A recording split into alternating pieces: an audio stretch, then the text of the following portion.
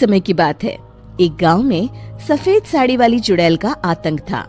रात भर गांव में घूमती और गांव का जो भी आदमी उसे दिखाई देता उसे वो घायल कर देती। अरे कोई तो बचाओ। एक रात हरिया अपने खेत से अपने घर लौट रहा था कि तभी अचानक उसके सामने चुड़ैल आ जाती है। अरे बाप रे, ये चुड़ैल कहाँ से आ गई? आज तो मैं गया काम से।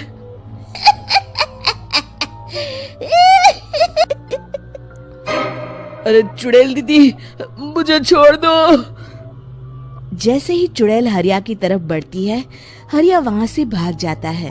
आप इतना हाफ क्यों रहे हैं? अरे मेरे पीछे चुड़ैल पड़ी है, आज तो मैं बाल बच गया। जल्दी से सभी दरवाजे और सभी खिड़कियों को बंद करके बत्ती बुझा दो। तब हरिया के घर के पास पहुँच जाती है। अरे वो आदमी कहाँ गायब हो गया? मैं भी देखती हूँ आखिर कब तक बचेगा।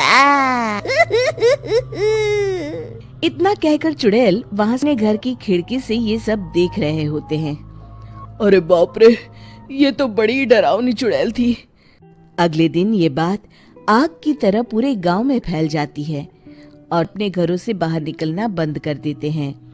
कुछ दिनों के बाद मैंने तो इस चुड़ैल के डर के मारे रात को अपने खेतों को पानी देना बंद कर दिया है। अरे भाई, पूरे गांव वालों का यही हाल है। के किनारे एक बहुत बड़े तांत्रिक के आने की बात कुछ गांव वालों को पता चलती है। मुखिया जी, नदी के किनारे एक बहुत ही पहुंचे हुए तांत्रिक बाबा आए हैं, हमें उनसे मदद मांगनी चाहिए। मुखिया जी सभी गांव वालों को लेकर उस तांत्रिक के पास पहुंच जाते हैं। स्वाहा। तभी तांत्रिक अपनी बंद आंखों को खोल, तुम सब लोग यहाँ क्यों आए हो? मुखिया जी उस तांत्रिक को सारी बात बता देते हैं। मैं देख रहा हूँ तुम्हारे पूर्वजों ने बहुत पाप किए थे, जिससे ये गांव अब श्रापित हो चुका है।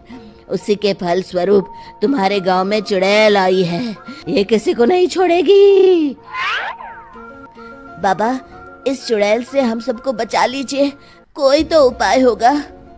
इसका सिर्फ एक ही उपाय है, सभी गांव वालों को बारी बारी हर दिन अपनी आधी फसल उस पहाड़ी के ऊपर बनी काली गुफा में छोड़ के आनी होगी, तभी उस चुड़ैल की भूख मिटेगी और श्राप का प्रभाव खत्म हो जाएगा और तुम सब जिंदा बच जाओगे।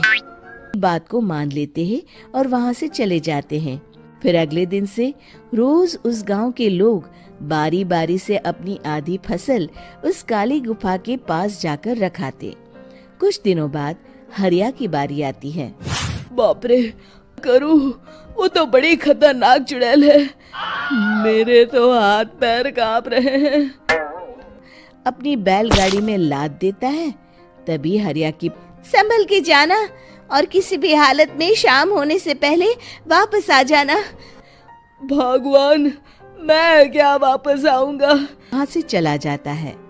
रास्ते में जंगल से गुजरते हुए हरिया की बैलगाड़ी का एक चक्का बड़े गड्ढे में फंस जाता है।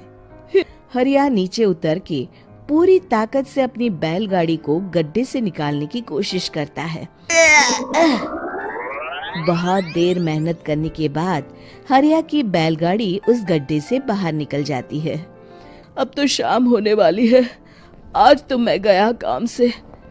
जैसे तैसे हरिया काली गुफा में पहुंच जाता है। तो चारों तरफ डरावना माहौल है, मैंने यहाँ आने में बहुत देर कर दी।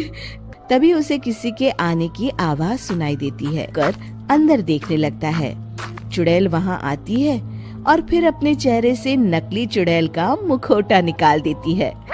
हक्का बक्का रह जाता है। तभी चुड़ैल कहती है, भैया यहाँ आना, आज तो बहुत अनाज आया है, इसे मिलाकर अब हमारे पास ढेर सारा अनाज जमा हो गया है। कल ही हम इसे शहर में बेच आएंगे और माला माल हो जाएंगे। अरे ये तो तांत्रिक बाबा है। हाँ, अब तो हम दोनों की जिंदगी मजे में कटेगी। गांव वालों को बेवकूफ बनाना इतना भी मुश्किल नहीं था। तो तुम्हें सच में असली चुड़ैल समझते हैं। वाले चुड़ैल के डर से जिंदगी भर इस काली गुफा में अनाज पहुंचाते रहेंगे। ये बात है, ये दोनों पूरे गांव वालों को बेवकूफ बना रहे हैं। जाकर सबको बताता हूँ।